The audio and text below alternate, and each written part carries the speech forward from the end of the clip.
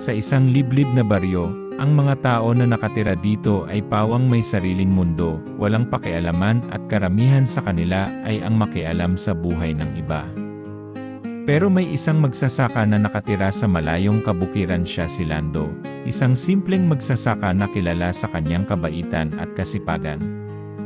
Araw-araw pumupunta siya sa nayon upang magbenta ng kanyang pananim na gulay.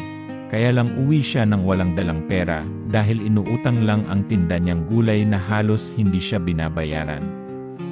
Ngunit sa mga nagdaang araw wala na siyang maibebenta na gulay dahil napeste ang kanyang pananim. Dito nahirapan si Lando na mamuhay. Natanong niya sa kanyang sarili, bakit nangyayari ito sa akin? Hindi naman ako nagrereklamo kung anong meron ako.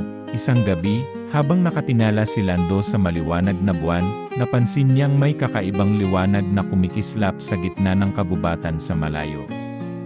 Para itong gintong bituin na bumagsak sa lupa. Kinabukasan, maagang gumising si Lando at tinungo ang pinagmulan ng liwanag. Habang naglalakad sa kagubatan, nakarinig siya ng mga bulong ng hangin na parang umaawit. Unti-unti, dumaan siya sa isang daan na may mga bulaklak na kumikislap, at sa bawat yapak niya, may maliliit na ilaw na sumasabay. Pagdating niya sa dulo, nakita niya ang isang napakalaking puno ng mangga na hitik sa bunga. Ngunit hindi ito ordinaryo, ang mga dahon ay kumikislap na parang pilak. At sa paligid nito ay may mga lumilipad na maliliit na nilalang na tila mga diwata. Lumapit sa kanya ang isang magandang nilalang, mataas, payat, at may mga pakpak na parang gawa sa bahaghari. Siya si Diwata Amihan, tagapangalaga ng mahiwagang puno. Lando, anya, naririto ka dahil pinili ka ng punong ito. Isang magiting at malinis ang puso lamang ang maaaring mag-ani ng bunga nito. Nagulat si Lando. Bakit po ako ang napili ninyo? Umiti lang si Diwata Amihan sa kanya. Mabait ka at masipag na magsasaka.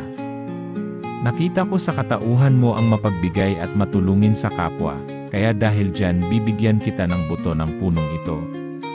Patuloy itong magbubunga ng marami. Inabot ni Amihan ang isang buto ng mangga kay Lando. Itanim mo ito sa iyong bukid at alagaan ng may pagmamahal. Sa bawat butil ng iyong sipag at kabutihan, gagantimpalaan ka nito. Pag-uwi, tinanim niya ang buto sa gitna ng kanyang lupain. Kinabukasan, nagulat siya, may tumubong punong mangga na kasing taas ng kanyang bahay. Puno ng bunga ang punong ito. Dumating ang balita sa buong baryo at maging sa karatig bayan. Maraming tao ang pumupunta upang makita ang mahiwagang puno. Ngunit dumating din ang mga sakim, mga mangangalakal at mayaman na gustong bilhin o agawin ito.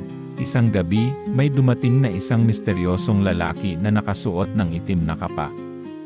Ibenta mo sa akin ang punong iyan, at bibigyan kita ng kayamanang lampas sa iyong imahinasyon.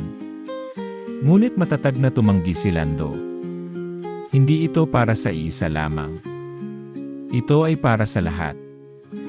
Mula noon, hinati ni Lando ang mga prutas sa mga may sakit, sa mga gutom, at sa mga walang tirahan.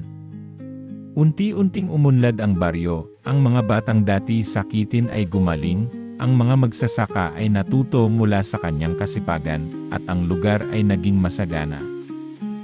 Muling nagpakita si Diwata Amihan sa kanya. Lando, tinupad mo ang iyong tungkulin. Hindi lang ikaw ang naging maswerte sa iyong ginawa, naging maswerte din ang buong baryo dahil sa iyo. Kung minsan ang pagsubok ay sadyang mahirap tanggapin.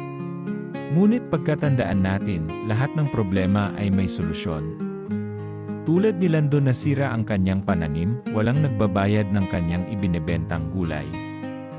Ngunit nananatili pa rin ang kanyang kabutihan sa kanilang nayon.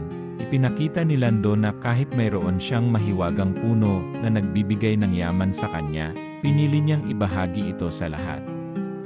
Kung nagustuhan niyo ang kwento, paki-like, share, at mag-subscribe na rin kayo sa aking munting channel. Salamat po.